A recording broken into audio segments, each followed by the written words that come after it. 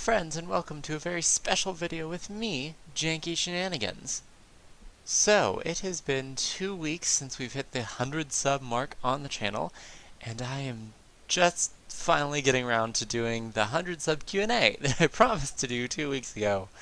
I've just kind of been waiting for questions to roll in, but I think I've pretty much gotten everything that I'm gonna get questions on. And plus, I've already done the 100 sub stream, which you can now watch on my channel.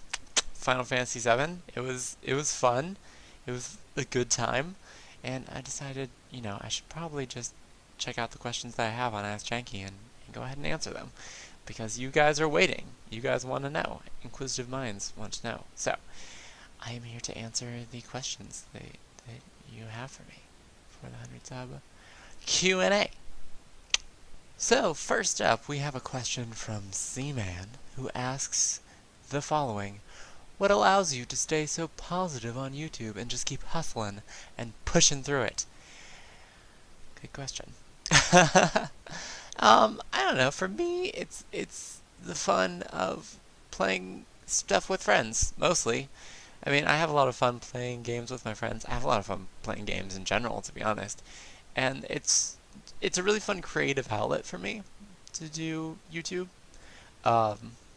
Just because of my background in theater and just like arts and stuff. And I always like learning new skills and having new challenges and things. And YouTube is one of those things where you can never really say that you've mastered it, I don't think. I mean, you can get really, really good at it, don't get me wrong. But I don't think that there's ever like a moment where you can be like, yes, I've definitely learned this and now I can move on. Which is, ooh, what just made noise? Sorry, something was making noise in some mysterious corner of my room. I don't know what that was. To continue answering the question, I think the biggest thing for me then is that, it's always something new, always working on new series to try on the channel, or working out like how best to edit things together, or like, should I use my face in the video or should I not use my face in the video, and all those little quirks and things, and ideas on how to make my channel unique and make it something that people want to watch, something interesting that people want to view. So that's something that I'm working on. That's something I'm working on. But yeah. I mean, I think the biggest thing is just don't get caught up in the numbers game of YouTube. People are always just like subscriber counts and views and likes and all of that. And that's awesome. That's cool. That's how you turn it into something more. But at the same time, you can't be in it for just that. You have to be able to enjoy what you're doing. And I do. I enjoy what I do here. It gives me purpose. It gives me some fun thing to do. And yeah, that's how I stay positive. So I'd like to know what your motivation is, but that's mine. And thanks for asking, you see, man. Thanks for asking a question. Next up, we have a question from Joe Labone, my moderator on the Twitch. He asks the following: if you won $96,000, yes, in the lottery, what would you do with it, Janky? Well, here's what I would do. First of all, I would buy the nicest microphone I could possibly buy, followed by the nicest camera I could possibly buy with the money, nicest lights I could possibly buy with the money. Actually, side tangent, I've been told, but in the comments of a couple of my videos, they're like, you have really nice production quality, which is super sweet. I love that, and thank you so much for complimenting me on that. But really, I'm working with 2 desk lamps and a can light I bought at a Walmart, and that is my lighting. And also this window, which you shouldn't do. You should never use natural light in shooting anything, because natural light changes and it just makes it all wonky. But I use it for hanging with Janky, because I'm terrible. But yeah. Lighting tip: never use natural lighting. But I would definitely buy some fresh PH studio lighting, and I would probably just do more stuff with the channel. My God, I would just put it all into a Steam wallet and then just buy all the latest games and buy myself a PS4 and a NX whenever that comes out, and just start streaming like mad and just stay so on top of the game that people cannot help but watch my videos. That's what I would do. That's what I would do. I would be so on top of the game that people would just be like, damn, we have to watch Janky Shenanigans. And then I would get subscribers. I would get subscribers, and then we'd all be good. To be honest, I would be cool with like as an end goal, I would totally be cool with like 100, 200,000 subscribers. I don't need these millions. I don't need millions of subscribers. If I could just get like a really big, awesome community of people together, that would be like the ultimate for my YouTube channel. In a way that I could like support myself with it. That would also be spectacular. But just like a nice big community of wonderful, awesome YouTubers and gamer people. That would, I would love that. That would be the best. That's the ultimate right there. Yeah, so that was a bit off topic, but yes, that's what I would do with $96,000 if I won that in the lottery. Thanks for asking, Joe. Next up, we have a slew of questions from Pixel Necromancer, formerly known as the Nerdy Wizard. He changed his name. And also his little profile pic. Aw, so cute! Anywho, the first question that he asked me is, do you think penguins are chill? Yes, I do. But not Joe chill. He's just a killer. Next question that Pixel Necromancer asked me is, do you like spaghetti? Of course I like spaghetti, because I'm not a monster. And even if I was a monster, I would be a lanky skeleton, and I would cook it badly, but I would still love spaghetti. Undertale. And finally, Pixel Necromancer asks me, jokes aside, how long do you plan on staying on YouTube, Janky? As long as I can. That's the goal. As long as this and life don't conspire to kill me together. Like right now, I have all sorts of stuff to do for classes and stuff, but I am so determined to keep doing this that I have found a way. I have found a way to keep doing it. Actually, what I do right now is I just record all my videos on Sunday, or most of my videos, because demo day usually comes later in the week, because I have to see like what demos released during the week. And then, of course, Hanging with Janky is like the latest news, so I can't film that ahead of time. But what I can say is that I do film Let's Plays and shared shenanigans, or like whatever my Tuesday video is going to be. I try to film that ahead of time, and then I just upload it all. Actually, I have some videos uploading right now on YouTube. And I just publish them through the week, which means that I don't have to worry too much about recording videos and also managing my homework load and all that during the week. Which is nice. I'm glad that I'm able to balance all that and still do this, because this is really awesome. I really like YouTube as a medium, and also just the people that I meet and all of that. It's really awesome. It's really cool, and I'd like to keep doing it for as long as possible. And if I somehow turn it into a way to support myself, that would also be amazing. I'd like to think that that's one of my end goals. I mean, like I mentioned earlier, with having like a super awesome community, and then just enough people that people want to sponsor me and give me money so I can support myself and like just you know, pay rent and buy new games for the channel and all that. But no, I would love to just keep doing this for as long as possible. And you know, hopefully you guys like what I do. I do my best. I do the best that I can. And you know, I'm really hoping as I continue to do this, I'll get better at commentary and playing the games and all that, and keep bringing you guys better content, and just keep rolling with it. Just keep rolling with it. So yeah, thanks for all the questions, Pixel Necromancer. I hope I answered them to your satisfaction, but thanks for asking. And yep, I'll just keep doing it for as long as I can. As long as I can. Okay, so the final Ask Janky question is a fun one from MEK, who is my friend, a fellow YouTuber, and also transitioning to Twitch streamer. Right now she's kind of doing both, because she has some stuff that she wants on the YouTube channel. She uploads some stuff to the YouTube channel. She actually has one video that's getting all sorts of views, which is super duper cool. And she's also on the Twitch now.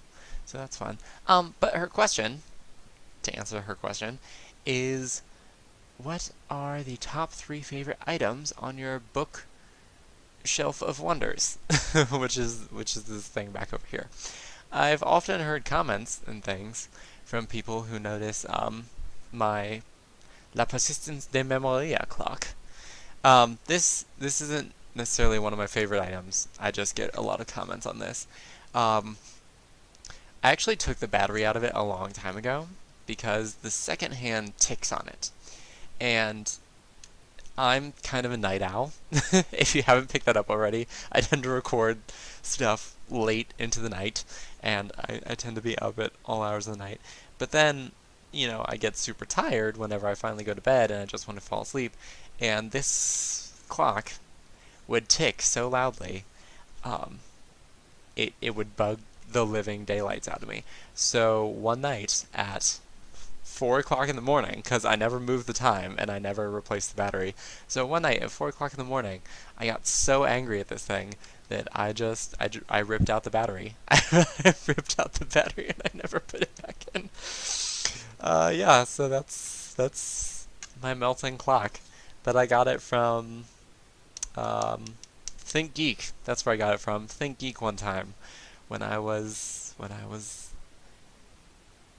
young and into Think Geek. I think I got it for free actually. I was buying like a t-shirt or something and I got this for free. So that's fun. Oh my gosh, I just realized I totally had a science t-shirt I could have worn when I was parodying MatPat. I have one about solution. Oh man. Dang. I could have done that. Oh well. Other things on the shelf. Well, I do like Overwatch because that's like the one gaming box I currently have on my bookshelf because everything else is books. And I'm hoping whenever I move to my own place that I can get like some nice black bookshelves and just stock those up with geeky and gaming tidbits. I actually really want to sign up for Loot Crate at some point, just so I can get more like fun little tidbits and things to put up there.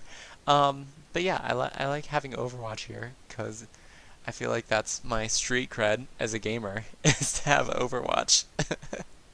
I also have my Legend of Zelda mug, which is a recent find, and I don't know if you can usually see. I mean, you can't see it right now, but sometimes you can see it in the background. My Legend of Zelda mug. Um, okay, but 3 favorite things. So I said Overwatch. I pointed out the melting clock, which has a funny little story to it. Zelda mug. What else do I want to pick? It's so hard to pick 3 things. I have so much stuff sitting back here because I also have this cedar chest over here, which you can sometimes see in the background of like Hanging with Janky, and that has all sorts of books and this old hat, which some might call my Jacksepticeye hat. I actually have a different hat that I use for that though. This actually belonged to my great grandpa. He was also a fan of these hats, and I guess it's an inherited trait because I was also a fan of this particular hat through the years. I'm going to be honest, I was into a lot of things before not to sound super hipster, which I always laugh and joke that I'm like accidentally hipster because a lot of things that hipsters like just so happen to be things that I like, not on purpose, but just because. But I've liked bow ties since I was like 5 years old, and when those finally came back into fashion, I was just like, oh my god, finally. And the same thing with these hats. Jack started wearing them, and everybody's like, these hats are cool, and I'm like, I've loved those hats forever. Um, I have Turtle Chest, my little Doctor Who figurine. I have a really cool sword, actually. I have a couple cool swords. You guys have seen those before. My rune stones, my Doctor Horrible goggles. Okay. Actual picking time. Here's what I'll pick. I'll pick my Doctor Who scarf. Um, and that's just because I was very proud of this because this is like one of my first knitting projects ever. Actually, this one isn't. My original, which I wore before, if you saw the Hanging with Janky I did when I was cosplaying the 4th Doctor, that is my original grand knitting project. Here's what it was. Back in the day when I started watching Doctor Who, which was when I first got to college, which was back in like 2011. Yeah, Yeah, that was my freshman year.